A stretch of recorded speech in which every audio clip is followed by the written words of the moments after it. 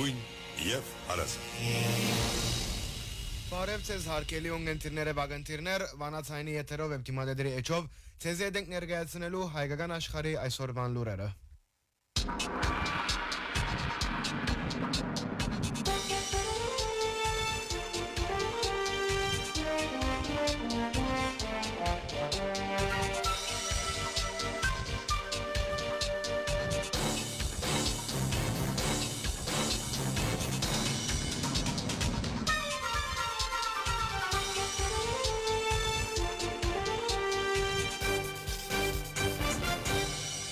Այժմ կընթերցենք հայկական աշխարհի այսօրվան լուրերուն խորակիրները։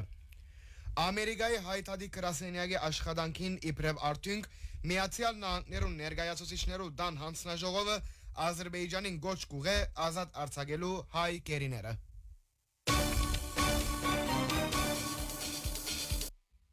Մարդու իրավունքներու եվրոպական դատարանին մեջ դրական արդյունքի հասնելու բոլոր հիմերը կան, գսե Սիրանուշ Սահակյան։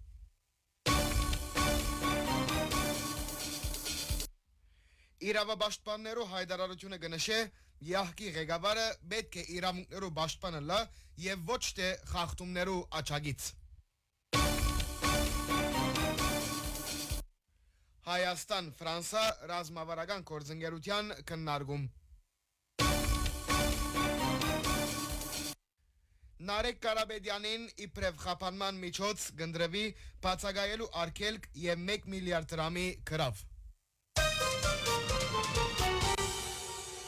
Ամերիկայի հայտարարի հանձնախումբը հայտնեց, որ Միացյալ Նահանգներու ներկայացուցիչներու դան արտաքին գործոց հանձնաժողովը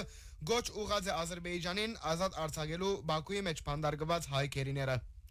Հանձնաժողովը 44 կողմ եւ 7 թեմ ցայներով քվեարկած է Ադրբեջանին գոչ ուղղելու անհաբաղ եւ անվերաբահորեն ազատ արձակելու բոլոր հայ գերիները փոփոխություն ենթարկելով HR 9087 օրենքը, որ ներկայացուցիչներու դան դիվանագիտական ծառայության մասին է։ Փոփոխությունը, որուն աջակցած է Ամերիկայի հայտարարի հանձնախումբը, ներկայացուցած է կոնգրեսի հայկական հարցերով հանձնախումբի փոխնախագահ կոնգրեսական Բրեդ Շերմեն, հանձնաժողովի նախագահ Բրայան Մաստի աջակցությամբ։ Շերմեն հայտնած է, հբարդ եմ, որ կոնգրեսին պաշտոնապես հայտնեցի իմ դիրքորոշումս եւ պիտի շարունակեմ պայքարել Ադրբեջանի կողմէ աբորինի կերպով փանդարգվող խոշտանգումներու եւ բռնություններու ենթարկվող հայերու ազատ արձակման համար։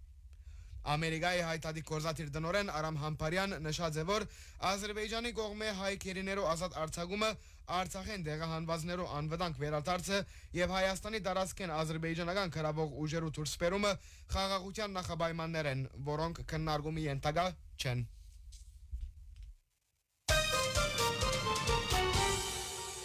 Փաստաբան միջազգային եւ համեմատական իրավունքի կենտրոնի ղեկավար մարդու իրավունքներու եվրոպական դատարանին մեջ հայ գերիներու շահերու ներկայացուցիչ Սիրանուշ Սահակյան մամլո արծարծությունն ընթացքին անդրադարձավ Բաքուի փանդին մեջ աբորինի կերպով փանդարգված Արցախի պետական նախարար Ռուբեն Վարդանյանի մարդու իրավունքներու եվրոպական դատարան ներկայացուցած պաշտոնական քանքադին եւ անգե ունեցած ակնկալություններուն։ Սահակյան հայտնեց, որ կանխատեսելի է, որ ռազմական դատարանին վճիրը 15 գործով բաբանվի, շեշտելով, որ որևէ դատարան չի կրնար հայերու խախտած իրավունքներու պաշտպանության մեխանիզմը լալ, մանավանդ երբ կխոսվի Արցախի հակամարտության մասին։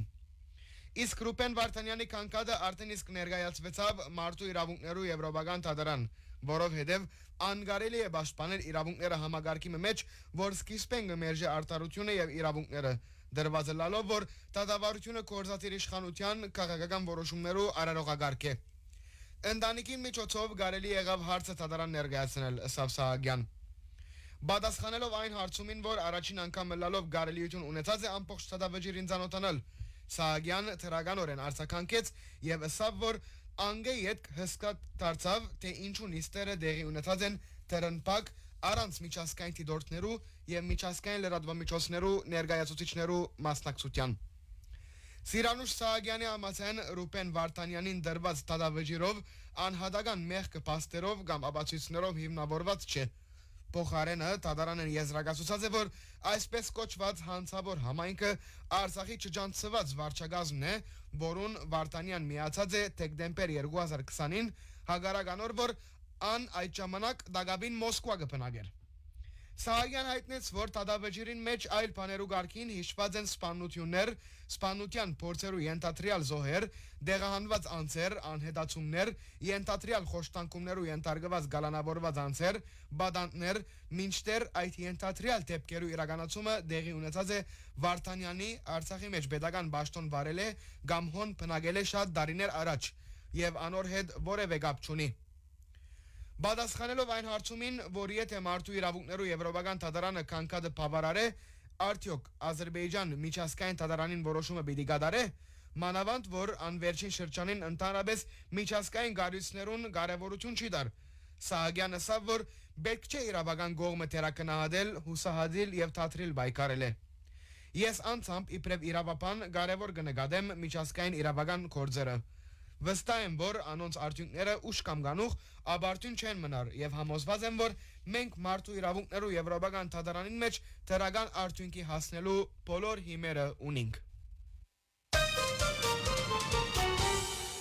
Քաղաքական իրավունքներու հայկական կենտրոնը Հայաստանի Հելսինկյան կոմիտեն, Եվրոպայի մեջ գրոնի ազատության ֆորումը եւ միջազգային քրիստոնեական համերաշխությունը Christian Solidarity International մտահոգություն գայտնեն եւ գտադաբարդեն Եվրոպայի մեջ անվտանգության եւ համագործակցության գազագերբության գլխավոր քարտուղար Թուրք Ֆերիդուն Սինիրլիօղլուի ցայնակրված հայտարարությունները, որոնց ընդմեջ են ան իր գրասենյակին պատրաստակամություն կհայտնե ամենայն հայոց կարեկին երկրորդ կաթողիկոսի հերացման Հայաստանի կառավարության արշավին աջակցելու։ Այս իսկապես մտահոգիչ է եւ կպահանջի անհաբաղ եւ հրաբարակային բարձապանում։ Հայտարարությունը իմիջի այլոց կնշե։ 8 հուլիսին Սինիրլիօղլուի ցայնակրությունը հրաբարակված է քանի ռուսերու կողմէ, որոնք հերացայնային զրույցի ընթացքին գեղձ ոճով ներկայացած են իբրև Հայաստանի վարչապետ Նիկոլ Փաշինյան։ Այդ ռուսերը ունին քաղաքական կորզիչներ եւ պաշտոնատար անձեր թիրախավորելու փաստագրված պատմություն հասարակական զգայուն հարցերու մասին հայտարարություններ ստանալու նպատակով։ Մենք չենք արտարացնել նման խաբեության գիրարգումը։ Թեև գիտակցենք, որ զրույցը հնարքով կատարված է, այնուամենայնիվ գլխավոր քարտուղարի խոսքերը կբացահայտեն այնպիսի դիրքորոշում, որ չի համապատասխաներ անոր պաշտոնին բարդականություններուն։ Զրույցին ընթացքին գլխավոր քարտուղարը ամենայն հայոց կաթողիկոսը կմեղադրե հայ արաքելական եկեղեցին քաղաքականացնելու համար։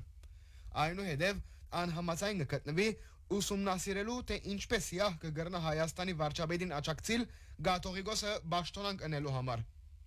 Երբ գլխավոր քարտուղարը կհարցնե, թե արդյոք ան գրնա փոխել կաթողիկոսը, Հայաստանի վարչապետ ծեվացող անձը կպատասխանե, որ գտիդարգվին հնարավոր բոլոր միջոցները։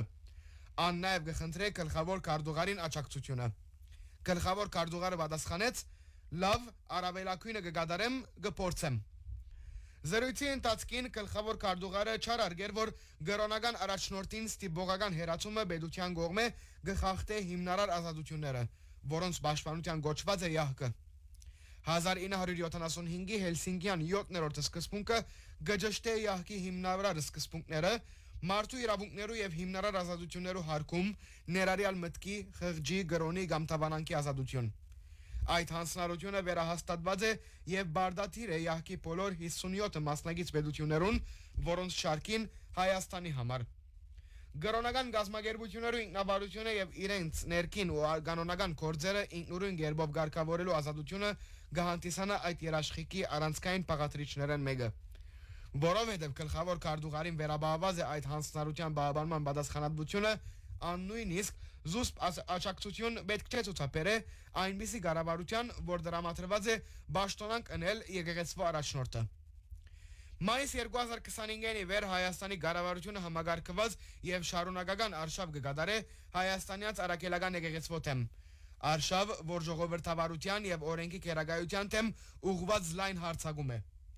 Վարչապետ Փաշինյան հրաբարակայնորեն գոչ ուղեց ամենայն հայոց կաթողիկոս կարեկին երկրորդը հերացնելու, հրաբարակեց կաթողիկոսի պաշտոնազրկման այսպես կոչված ջանաբարային քարտեզ, ինչպես նաև անհիմն մեղադրանքներ հնչեցուց կաթողիկոսին եւ բարձրաստիճան հոգեվորականներու ասեին։ Կաթողիկոսին եւ շարք այլ եպիսկոպոսներու թեմ գիրարգվեցան երկրեն դուրս ելնելու սահմանափակումներ, իսկ բարձրաստիճան հոգեվորականներ գալանավորվեցան քրեական մեղադրանքներով, որոնք ըստ երևույթին քաղաքական թերթապատճառներ ունեին։ Ամբողջության մեջ այս գործերը պետության կողմէ գազմագերբված չանքեր են, որոնց նպատակն է եկեղեցին կառավարության գամքին ենթարկել, վտանգի տակ տնելով Հայաստանի սահմանադրությամբ ամրագրված եկեղեցվո եւ պետության տարանջատման սկզբունքը։ Հայ արաքելական եկեղեցին քաղաքական վեճի սովորական կողմ չէ։ 301 թվականին Հայաստանի կողմէ քրիստոնեությունը իբրև պետական կրոն ընդունել են իվեր, եկեղեցին վճռորոշ թերակատարություն ունեցած է հայ ժողովրդի լեզվի, մշակույթի եւ ազգային ինքնության պահպանման աշխատանքներում մեջ։ Այդ թերակատարությունը Հայաստանի սահմանադրության 18-րդ հոդվածով ջանչված է իբրև բացառիկ առաքելություն։ Հագարակ գլխավոր քարտուղարի բնդումին թե կաթողիկոսի եկեղեցին կքաղաքականացնե, եկեղեցին կցկտի կատարել սահմանադրական առաքելություն։ Այդ առաքելության մեջ գինա 2023-ին Արցախի մեջ ցեղային զդումի ենթարկված հայության իրավունքներու պաշտպանությունը։ Հետևաբար, պետության կողմէ կաթողիկոսը պաշտոնան կատարելու որևէ փորձ գխախտե ոչ միայն Հայաստանի կրոնի ազատության մարզի մեջ ստանցնած միջազգային բարդավորությունները, այլև երկրի սահմանադրական կարգը։ Հետևաբար, հայտարարությունը գոչ կուղե գլխավոր քարտուղար Սինիրլիօղլուին հրաբարագայնորեն բարձապանել եւ չեղյալ նկատել որևէ առաջարկ, որուն իահ կգրնա աճակցիլ ամենայն հայոց կաթողիկոսի պաշտոնանկության կամ որևէ այլ ցևով միջամտել Հայաստանյան առաքելական եկեղեցվո ներքին կառավարման, վերահաստատել իահկի հանձնարարությունը Հայաստանի մեջ կրոնի եւ միտքի ազատության պաշտպանության, երկխոսություն կատարել ամենայն հայոց կաթողիկոսին հետ ապահովելու համար եկեղեցվո հոգևորականներու եւ հավատացյալներու իրավունքներու լիարժեք պաշտպանությունը։ Մենք պատրաստ ենք դեսակցիլ իահկի ներկայացուցիչներուն հետ լրացուցիչ դեղեցություններ ներկայացնելու եւ մեր մտահոգությունները արտահայտելու գսեն հաղորդակցության հեղինակները եւ գաբելցնեն, մենք պիտի շարունակենք ուշադրությամբ հետևել գազմագերբության ղեկավարության գործունեության։ Իահկի ղեկավարը պետք է կրոնի ազատության խախտումներու դեմ բատնեշ ըլլա եւ ոչ թե անոնց կամավոր աչագիցը։ 23 հուլիսին Հայաստանի արտաքին գործոս փոխնախարար Վահան Գոստանյան Փարիզի մեջ դեսակցեցավ Ֆրանսիայի Եվրոպայի հարցերու լիազոր նախարար Բենժամին Հադադի հետ։ Զրուցակիցները կողմնակությամբ նշեցին Հայաստան-Ֆրանսիա ռազմավարական գործընկերության զարգացման աշխատանքները։ Անդրադարձ կատարվեցավ Հայաստան-Եվրոպական միություն գործընկերության լայնման հատուկ ուշադրություն դարձնելով տնտեսական համագործակցության զարգացման, այդ կարգին Հայաստանի համար եվրոպական շուկայի հասանելիության ընդլայնման։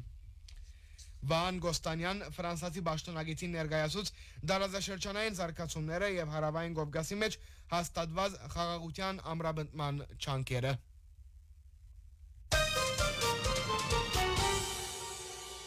Ուժեղ Հայաստան Տաշինքի ընդրական ցանկը գլխավորող Նարեկ Կարապետյանի թեմ խափանման միջոց ընտրվեցավ բացակայելու արգելքը եւ 1 միլիարդ դրամի շուրջ 2 միլիոն 750 հազար դոլարի գրավը։ Նարեկ Կարապետյանին վերակրվող քրեական կորձը կվերապերի ուժեղ Հայաստանի աչագից Ալեքսան Ալեքսանյանին մեղադրանքին։ Ալեքսանյան կմեղադրվի հավաքի մասնակցելու նպատակով մարտիկը նյութապես շահակրկրելու եւ մեծ կանագով դրամ լվալու համար։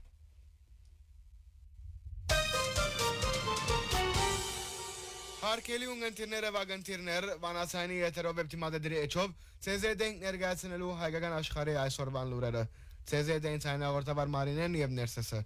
Մնացեք միշտ վանացայնի ունգընտիր։